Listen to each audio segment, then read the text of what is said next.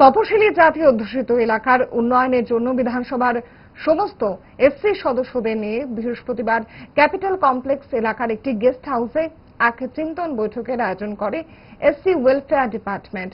এই বৈঠকে সভাপতিত্ব করেন দপ্তরের মন্ত্রী সুধাংশু দাস।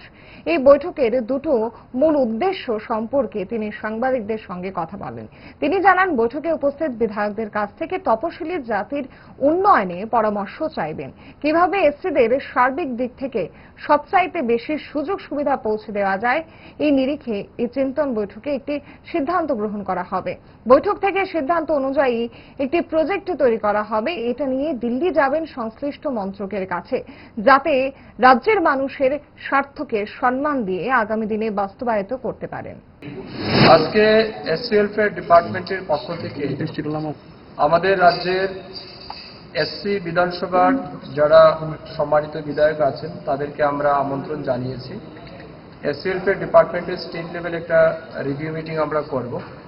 এই রিভিউ মিটিংয়ের মূল দুটো উদ্দেশ্য। প্রথম হচ্ছে এসসি ওয়েলফেয়ার ডিপার্টমেন্ট গত 2-2.5 বছর যাবৎ এই রাজ্যের তপশিলি জাতিভুক্ত মানুষের জন্য কি কাজ করেছে, আমি মন্ত্রী হওয়ার পর আমরা কি কাজ করতে পেরেছি সেই সম্পর্কিত বিষয়ের উপর তাদেরকে আমরা অবগত করব।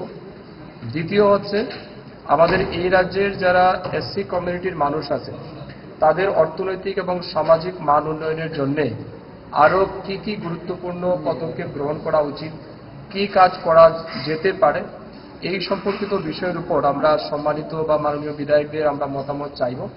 আমাদের আজকের মিটিংয়ের মূল উদ্দেশ্য হচ্ছে এটা, আমরা এই রাজ্যের যারা এসসি আমাদের এমএলএরা রয়েছেন আমরা তাদের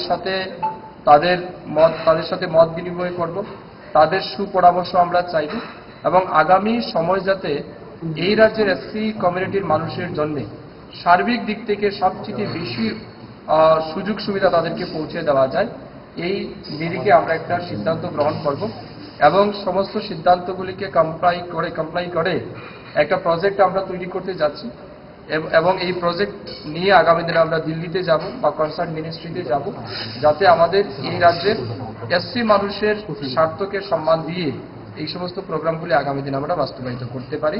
এই উদ্দেশ্য নিয়ে আজকে আমরা রিভিউ মিটিং ডাকছি। কোন রকমে নাকে মুখে গুছে সারা দিনের জন্য বেরিয়ে পড়া অম্বলের আর দোষ কি? তাই তারা 5 দশক ধরে গ্যাস, অম্বল ও পেটের সমস্যা একমাত্র সমাধান গ্যাস নয়।